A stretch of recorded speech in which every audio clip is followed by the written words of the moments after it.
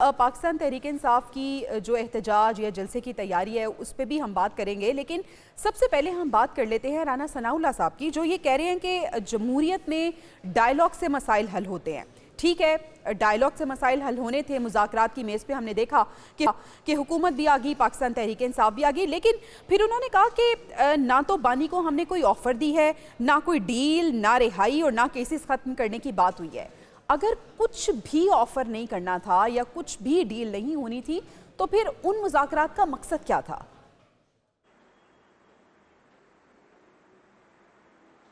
देखिए, वो तो मुज़ाकरात तहरीक इंसाफ की ख्वाहिश पे शुरू हुए थे। हुकूमत ने तो नहीं ऑफ़र की थी कोई। तहरीक इंसाफ ने पहले ख़ुद कमेटी बनाई और फिर ख़ुद स्पीकर को रिक्वेस्ट की, उस पर बातचीत शुरू हुई और फिर ख़ुद ही उसे पीछे हट गई। असल लेकिन चीज़ आतिफ तो साहब, ये जब है कि दूसरी पार्टी के पास ना देने के लिए कुछ हुकूमत ने नहीं कुछ था, देना है और तो ना तहरीक मुज़ाकरात की मेज़ पे इंसाफ ना को बैठते? देखिए, जिस पार्टी ने कुछ लेना है उसने भी तो अपना रवैया जो है वो सीरियस नहीं दिखाया।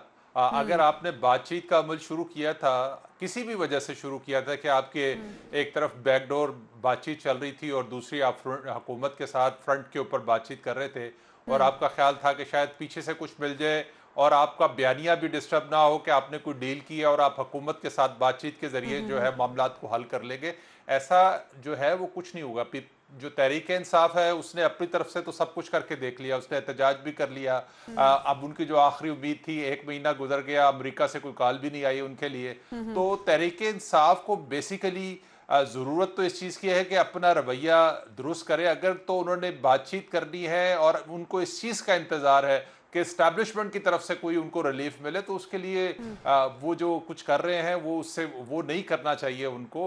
वो एक तरफ आर्मी चीफ को खत लिखते हैं और वो सरेआम खत लिखते हैं, यानी कि वो कोई सीरियसपन नहीं है। जैसे आर्मी चीफ ने खुद उसको एक सियासी स्टंट के तौर पर लिया कि वो एक सियासी स्टंट है, यानी कि आप सरेआम जो है फौज की क़यादत के ऊपर तनकीद भी करें और आप ये ख्वाहिश भी रखें कि फौज आपको जो है वो आपके मामलात में रिलीफ भी दे दे, और फिर आप ये भी ख्वाहिश रखते हैं कि अगर आपको कोई रिलीफ मिलता है तो उसका डील का तासर उसके ऊपर ना जाए। तो आप अपनी तरफ से अपने सारे मामलात करने के ख्वाहिशमंद है, लेकिन दूसरी ख्वाहिशमंद पार्टी भी है, को लेकिन खुद आप को कुछ बिल्कुल देने के पाक लिए साफ भी तैयार नहीं रखना है। तो चाहते फिर हैं। ऐसे ब्रिगेडियर में तो साहब, अगर हम बातचीत पहले मुज़ाकरात की ही बात कर लें, जिस तरह राना सनाउल्लाह साहब की भी जो गुफ्तगू सुनी होगी, नवाज शरीफ साहब भी कह रहे हैं कि ये जो गिरोह है ये संजीदा मुज़ाकरात और सियासी अफाम तफहीम की सलाहियत नहीं रखता। आपको लगता है कि पाकिस्तान तहरीक इंसाफ की ही गलती थी? क्या हुकूमत को भी कोई डील, कोई ऑफर कुछ तो पेश कर देना चाहिए था पाकिस्तान तहरीक इंसाफ को देने के लिए? जी भैया, मेरे से सवाल कर रही हैं ब्रिगेडियर जी जी हारिस से? जी जी जी, ओके। बिल्कुल। बात ये है कि आप जब मुज़ाकरात करते हैं तो नंबर एक वैसे कॉन्फिडेंस बिल्डिंग मेजर्स होने चाहिए जो नहीं हुए। ये को बजाय 2 पॉइंट देने के बेसिक 4 पॉइंट देते हैं और उसमें पहले कुछ ऐसे पॉइंट होते हैं जो फौरन एक्सेप्ट हो जाए, जिससे आपका कॉन्फिडेंस बिल्डिंग मेजर्स हो जाए। हुकूमत के पास कोई ऑप्शन थी, उन्होंने कहा पहले जुडिशियल कमीशन मानेंगे तो हम मुज़ाकरात करेंगे। तो then there is no question of मुज़ाकरात।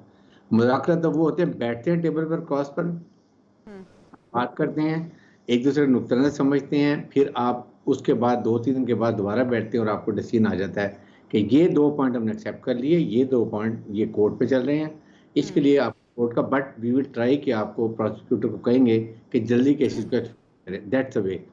Like मैंने पहले भी कहा था कि पीटी को भी चाहिए था कि जी हम जब तक मुज़ाकरात हो रहे हैं, हम सोशल पर कोई ऐसा नैरेटिव नहीं बिल्ड करेंगे मुसल्लह अफ़वाज के खिलाफ हो या हुकूमत के खिलाफ हो। नंबर 2, हम कोई लॉन्ग बात चेक दही चौक की तरफ नहीं करेंगे, हम प्रोवोकेटिव लैंग्वेज इस्तेमाल करेंगे। यही गवर्नमेंट कहती है वो कि एक मीटिंग के बाद कहते हैं हमने वो के लोग जो बिल्कुल माइनर केसेस में थे हमने उनको छोड़ दिया, बाकी ये प्रोग्रेस है। जुडिशियल कमीशन, इसके लिए हमारी ये कंडीशन है, क्या आप इसको मानेंगे, उसके डिसीजन को मानेंगे?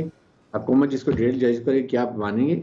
इस तरह की बातें करके प्रोलॉन्ग करके then you could find some possible way out.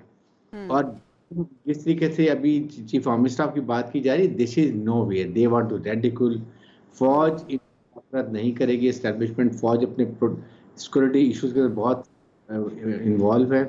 They mean to do business, वो चाहते हैं मुल्क से दहशत खत्म हो, जहाद शहादतें भी दे रहे हैं, लेकिन पूरी कौम को साथ खड़े होने की जरूरत है। बार बार मैं कहता हूँ बिल्कुल ऐसी है। माजिद माजिद साहब, मुज़ाकरात की नाकामी का कसूरवार आपको कौन लगे, हुकूमत या पाकिस्तान तहरीक इंसाफ का रवैया?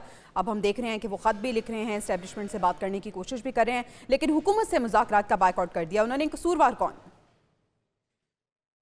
जी, मुझे लगता है कि इक़्तिदार के अपने मसाइल होते हैं, और जो लोग इक़्तिदार में होते हैं उनके अंदर तकब्बुर और रौनक का आना पाकिस्तानी सियासत में बड़ा फितरी सा लगना शुरू हो गया है।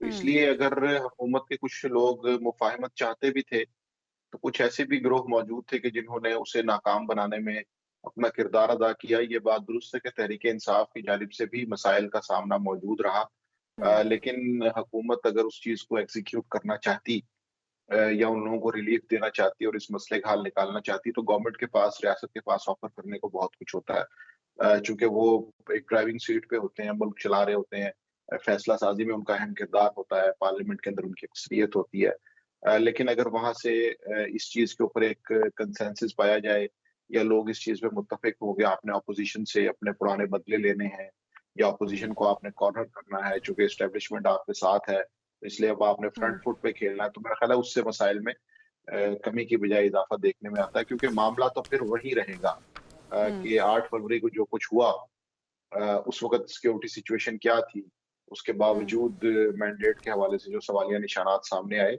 मसला तो उनका है, मसला जलते जुलूस में लोग हैं और आने वाले लोगों की तादाद का नहीं है।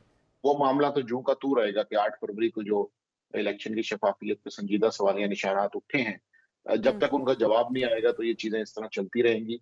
हाँ, उसमें ऑपोज़िशन कभी कमज़ोर हो सकती है, कभी बेहतर हिकमत अमली अपना सकती है, लेकिन हुकूमत को इस मामले पर तो जवाबदेही का मामला रहेगा। ठीक है आदिल साहब, अब हम बात कर लेते हैं पाकिस्तान तहरीक इंसाफ जो एहतजाज की कॉल दे रही है, ईद के बाद तमाम तर तय पेरेंटली उन्होंने कर ली हैं। आपको क्या लगता है कि वो पार्टी जो कि अंदरूनी इंतशार का शिकार है, वो एक ग्रैंड अलायंस बना सकेगी? और अगर ग्रैंड अलायंस नहीं भी तो इंडिविजुअली एक ऐसा पावर शो या एक ऐसा एहतजाज और जलसा कर पाएगी कि हुकूमत को हिला सके?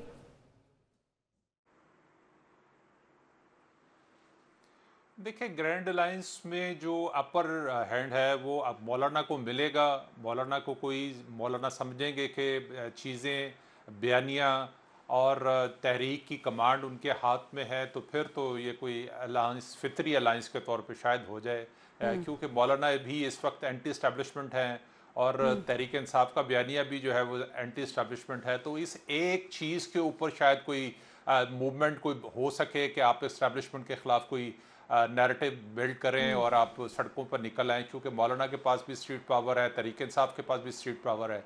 लेकिन मामला ये है कि तहरीक इंसाफ ने 26 नवंबर के बाद, जो 26 नवंबर से पहले जो तहरीक इंसाफ थी, जो उसका एक प्रेशर था, वो 26 नवंबर के बाद अब रियासत का एक प्रेशर है। 26 नवंबर को जो भी हुआ, अगर उसमें कोई कारकुनों की हलाकत भी हुई, जो भी इल्ज़ामात तहरीक इंसाफ की तरफ से लगाए, लेकिन उसका आप नतीजा देखें कि अब जो रियासत है उसने जो है वो अपना प्रेशर जो है वो कायम किया है कि आप आएंगे, एहतजाज करेंगे, आप रियासत की बात नहीं मानेंगे, आप डी चौक पर कब्जा करने की कोशिश करेंगे, आप रेड जोन में दाखिल होने की कोशिश करेंगे, तो फिर रियासत आपके साथ सख्ती से निपटेगी।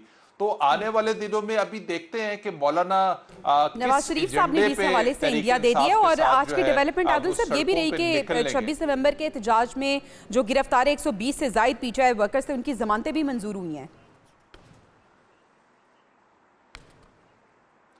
देखिए, जमानतें तो पहले भी हो गई थी। असल चीज़ तो है कि रिहाई उनकी हुई है या नहीं हुई है, वो फिर किसी और मुकदमात में गिरफ्तार हो जाएंगे। ये तो जब तक जो है रियासत की कोशिश होगी कि उनको कब तक जो है वो जेल के अंदर जो है वो रख सकती है।